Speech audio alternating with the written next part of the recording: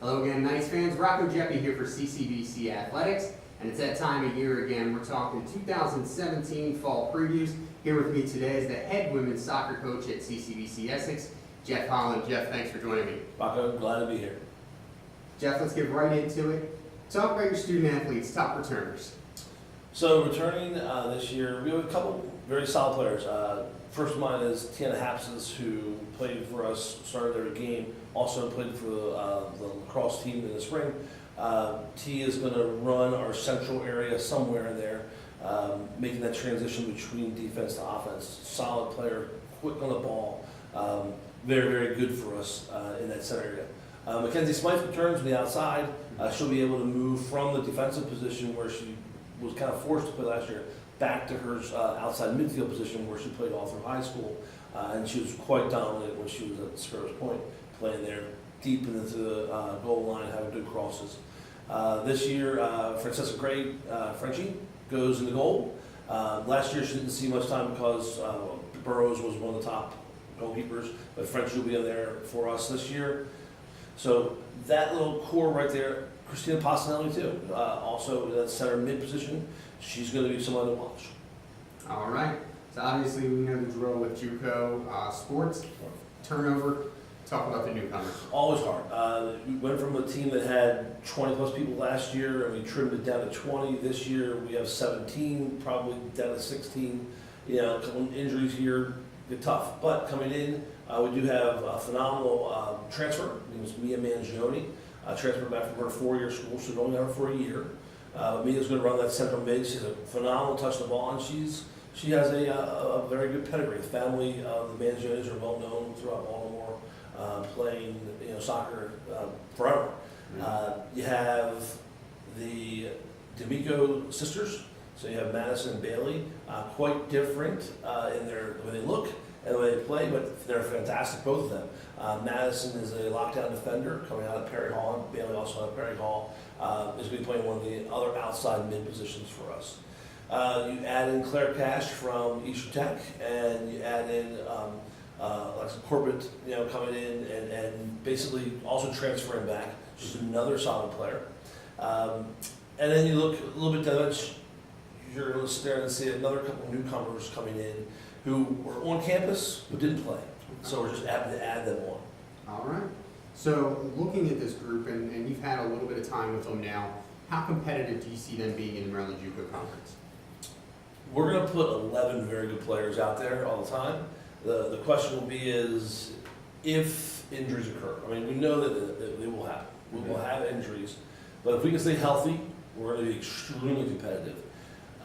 We also have a really tough outside of conference game schedule. We didn't back down from anybody this year, so we were playing some very, very good teams.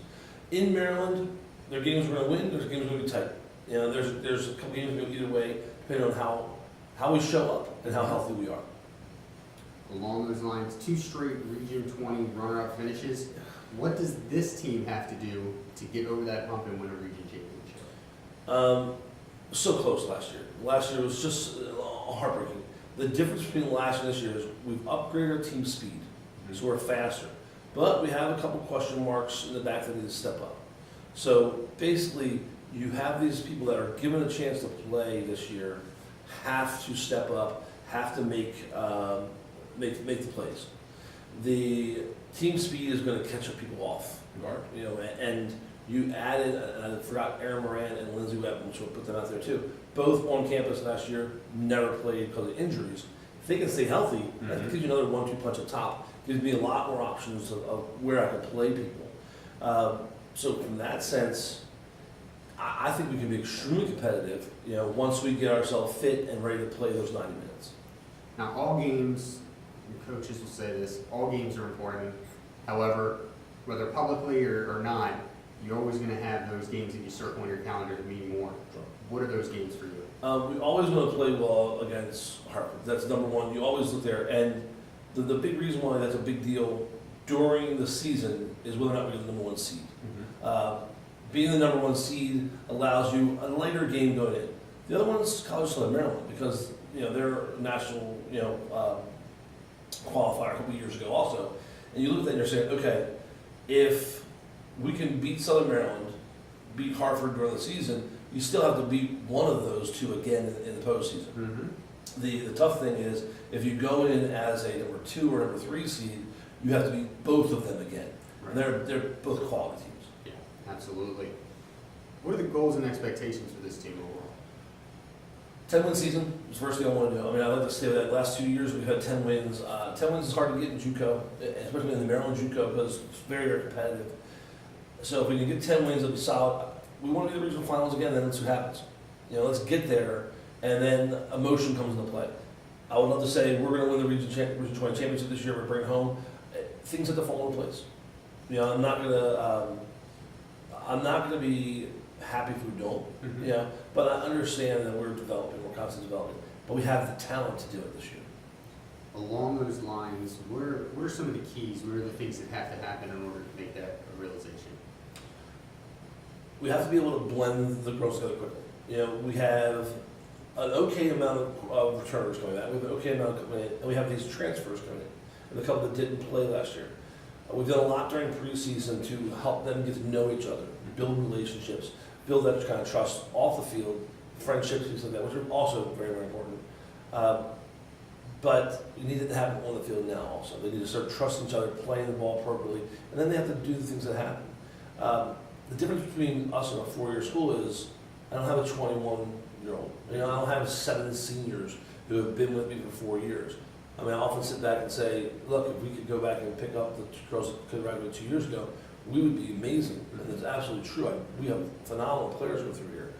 The problem is we don't. And that's how JUCO is. We have to reload and see what happens. Exactly. So you've kind of touched on this a little bit, but I'm going to ask you to expand. At the end of the season, when all's said and done, you sit back and see what happened. How are you going to define success? First thing I like to see where our girls are going. Mm-hmm. I'm very happy that 2 of our former players are now playing in college, a 4-year from our graduates last year, and that's a great stuff. I take personal pride in that. And I'm very happy that we have other girls that are going on, the 4-year schools that just decide to play club or just focus on their studies. That's great also. So that's a success for me when I have our girls going on to 4-year schools. The next phase is the girls having a bond where they mean something to each other and they care about each other. That's another huge success. Wins will come. I think if you can get all the outside pieces, the wins will come, and that makes things easy. If you don't have the camaraderie, if you don't have a team, then the wins won't come, and that causes more frustration. So I'm going to gauge the success by the girls' camaraderie, how much they learn, how much better they become, and then I think the wins and everything else will come with that. All right. Well, final question for you talking to Knights Nation this time. Why should the students and fans that are out there watching this come out and see this team play this year? We're a fun team. We are a fun team to watch. We play very good soccer. If you are a young soccer player and you just want to come out and watch the next level of soccer, you should. The speed of play is what you're really going to notice. And it's an enjoyable game. It's fun to come out here. It's free to get in, which is always good. You can catch double headers with the guys. So we are a good place to be on a Thursday evening or a Saturday afternoon, just to swing by after your soccer game and catch ours. All right. Always a pleasure, Jeff. Thanks for joining me again. And folks, don't forget, August 26th, that's a Saturday, high noon, CCBC Essex Stadium. The women will kick off their season against Burlington. For more information, go to www.ccbcsexknights.com. You can also follow athletics on Twitter at CCBC Essex Sports. For Jeff Holland, I'm Rocco Jeppy saying so long. We'll see you next time.